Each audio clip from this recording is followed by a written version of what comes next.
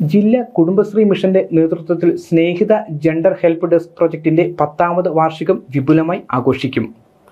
വാർഷിക ആഘോഷത്തിന്റെ ഭാഗമായി വിപുലമായ പരിപാടികൾ ഒരുക്കിയതായി ജില്ലാ കോർഡിനേറ്റർ മിനി സിആർ വാർത്താസമ്മേളനത്തിൽ അറിയിച്ചു. കുടുംബശ്രീയുടെ കീഴിൽ 2013 പ്രവർത്തനം ആരംഭിച്ച സ്നേഹിത ജെൻഡർ ഹെൽപ്പ് ഡെസ്ക് എന്ന പ്രൊജക്ട് 2015 മുതലാണ് ഇടുക്കി ജില്ലയിൽ ആരംഭിച്ചത്.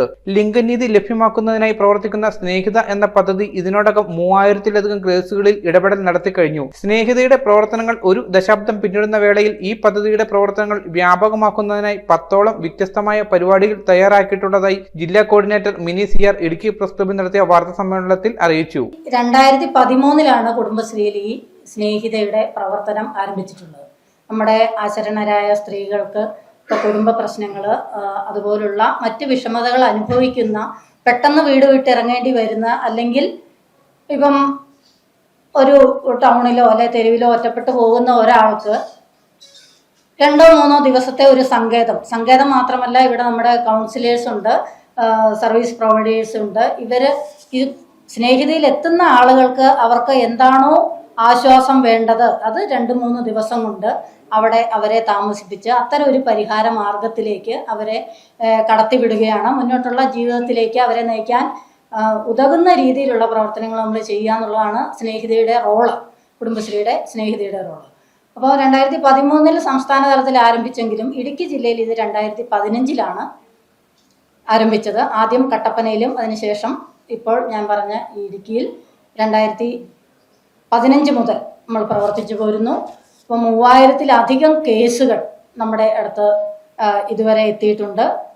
350ഓളം ആളുകൾ നമ്മളവിടെ താമസിപ്പിച്ച് അവർക്ക് അടുത്ത സ്റ്റെപ്പിലേക്കുള്ള നടപടികൾ നമ്മൾ ചെയ്തു പോന്നിട്ടുണ്ട്. 10 പദ്ധതികളിൽ ഉൾപ്പെടുന്ന തന്മ, ധീരം, കെ ഫോക്കസ് 24 എന്നിങ്ങനെ പുതിയതായി തയ്യാറാക്കിയ 3 പദ്ധതികളുടെ ഉദ്ഘാടനവും വാർഷിക ആഘോഷത്തിന്റെ ഭാഗമായി നടക്കും. ജില്ലാ പ്രോഗ്രാം മാനേജർമാരായ ബിജു ജോസഫ്, സൗമ്യ ES എന്നിവരും പത്രസമ്മേളനത്തിൽ പങ്കെടുത്തു. News bureau, Idukki. Al-Azhar Group of Institutions, 16 institutions, offering 56+ programs, serving 7,000+ students. Al-Azhar, the most versatile campus in South India since 2002. K.M. Musa Haji, founder, chairman, Al-Azhar Group of Institutions, Thodupuzha, had a profound vision of providing high-quality education to the youth.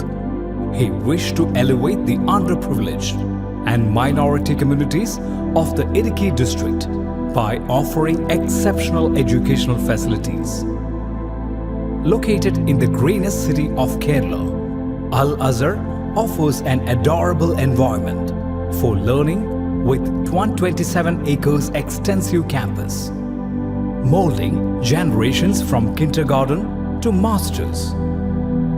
Public school, College of Arts and Science, College of Paramedical Science, Training College, Teacher Training Institute, College of Engineering and Technology, Polytechnic College, Law College, College of Pharmacy, College of Nursing, College of Allied Health Sciences, School of Nursing, Dental College, and Al-Azhar Medical College and Super Specialty Hospital. Well-developed infrastructure, separate hostel for boys and girls, transportation facilities to major cities and towns nearby, advanced technologies, and expert faculty team, maintaining quality and contributing success, shining light, smiling bright. Al-Azhar Group of Institutions, Thodupuzha.